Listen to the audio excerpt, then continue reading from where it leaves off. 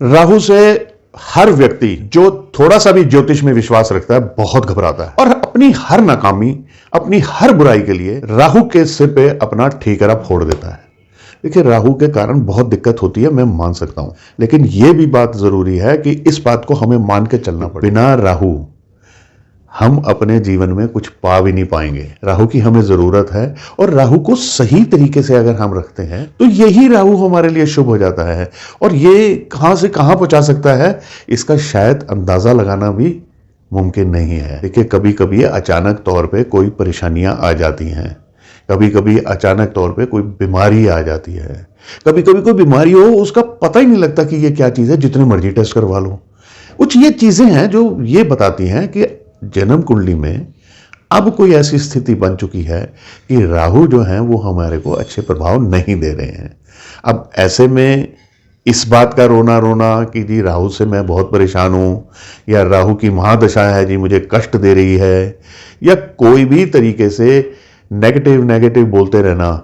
देखिए, एक बात ध्यान रख लीजिए, आप अपने मुंह से जो भी चीज निकालते हैं, जो भी बात निकालते हैं, उसे ये पूरा यूनिवर्स, ये सृष्टि, ये नेचर उसे सुन भी रही है। और हम जो बीज बो रहे हैं, यानी जो हम इस यूनिवर्स को दे रहे हैं, उसने वो ही हमें लौटाना है। उसे साफ सुथरा करके नहीं भेजना उसने, ठीक है ना। ये मैं कई वीडियोस में बता भी चुका हूं कि जब हम कोई भी चीज अगर बदबू दे रही है तो वो यूनिवर्स उस बदबू को बदल कर उसकी जगह खुशबू नहीं बना सकता। ऐसे ही हम अगर कुछ नेगेटिव बोलते हैं तो वो यूनिवर्स हमें वैसे ही वापस लौटाएगा। नमस्कार, मैं एस्ट्रो केवल। आज मैं आपको राहु के संदर्भ में कुछ उपाय, कुछ सावधानियां बताऊंगा जो मैंने अपनी पिछली वीडियोस में नहीं बताई हुई हैं। आपको कुछ भी इसमें अगर उचित लगता हो तो उसे अपना लीजिएगा, नहीं लगता होगा तो जाने दीजिएगा। देखिए, ऐसा है कि आप अपनी घर में, अपने ऑफिस में, अपने बिजनेस वाली जगह हो, फैक्ट्री हो, कहीं पे भी हो, वहां कीड़े मकोड़े और मच्छर ये भी मत पनपने दिया कीजिए। अब बात यह आती है कि इनसे छुटकारा कैसे पाया जाए।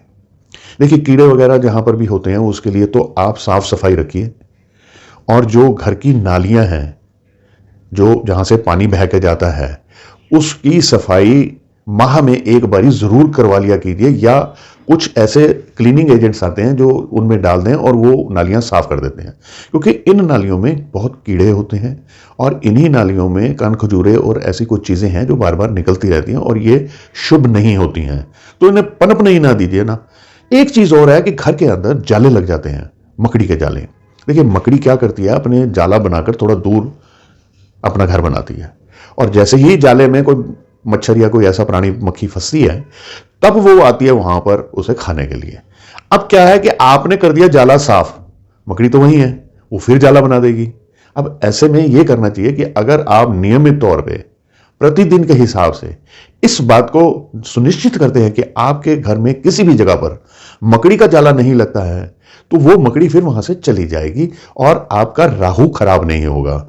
जैसे मैंने आपको टॉयलेट्स वगैरह का बताया कि वो बिल्कुल साफ होने चाहिए, लेकिन एक चीज और मैं वहां पर आपको बताना चाहता हूं कि कुछ लोग इतने व्यस्त होते हैं या घर में थोड़े से बड़े टॉयलेट्स वगैरह होते हैं, तो वो जब अपने काम से वापस आते हैं, अपने कपड़े बदलते हैं, पैंट हो गया, शर्ट हो गया, उसे बाथरूम में टांग देते हैं।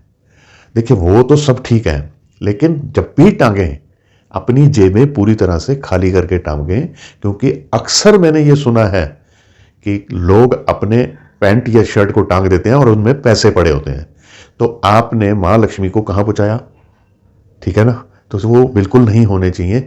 इस बात का बिल्कुल ख्याल रखिए कि एक भी कॉइन, एक भी नोट आपकी जेब में नहीं होना चाहिए जो आप अपने बाथरूम में टांग। ऐसे ही आपके घर में कोई भी ऐसा नोट या कोई भी ऐसा सिक्का नहीं होना चाहिए, यानी कॉइन, जो चलता ना हो। लोग कहते हैं कि खोटे सिक्के निकाल दो, मैं ये कहता हूं कि जो, मान लिया आपके पास में, आप हिंदुस्तान में रहते हैं और आपके पास में चाइना का एक RMB पड़ा हुआ है, या आपके पास में $1 का सिक्का पड़ा हुआ है, वो हिंदुस्तान में तो चलेगा नहीं। अब आपका कार्य है आने जाने का, तो आप संभाल के रखिए, क्योंकि आपका वो वहां पर चल सकता है। लेकिन बिना मतलब में कि शौक से संभाल के रखे हुए और इसका आपने कोई काम नहीं लेना तो ऐसे सिक्के भी, ऐसे कॉइन्स भी घर में नहीं रखने चाहिए, चाहे नोट क्यों ना हो। अगर बड़ी अमाउंट है तो उसे आप भुनवा लीजिए, और अगर छोटी अमाउंट है तो घर से निकाल दीजिए। ये तो रही बातें जो सावधानियां मैंने एक दो आपको बताई हैं। इसके अतिरिक्त अब मैं कुछ उपाय बताता हूं। आप देखिए, अगर राहु के कारण मन पर बहुत ज्यादा बोझ रहता हो, आप ये समझिए कि कोई प्रकार की मानसिक परेशानी भी राहु दे रहा हो, यानी कोई स्किज़ोफ्रेनिया हो गया या कोई भी मानसिक रोग हो गया, डिप्रेशन, एंजाइटी, तो ऐसे में एक कार्य और करा जा सकता है कि आप नियमित तौर पर भगवान कृष्ण की पूजा अर्चना किया कीजिए।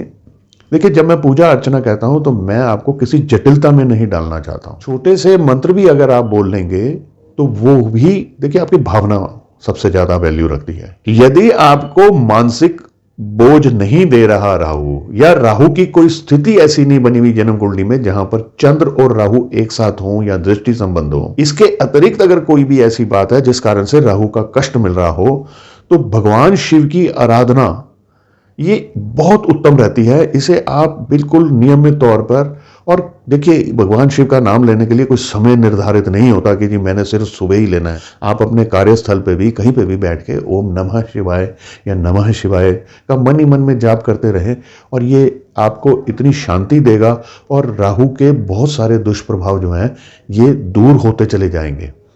एक उपाय और मैं आपको देना चाहता हूं, वो ये है कि आप प्रतिदिन रात को थोड़े से जौ ले आइए और उसे कच्चे दूध में भिगो के रख दीजिए। इतना ही दूध डालिए कि वो जौ उस सारे दूध को अपने अंदर एब्जॉर्ब कर ले।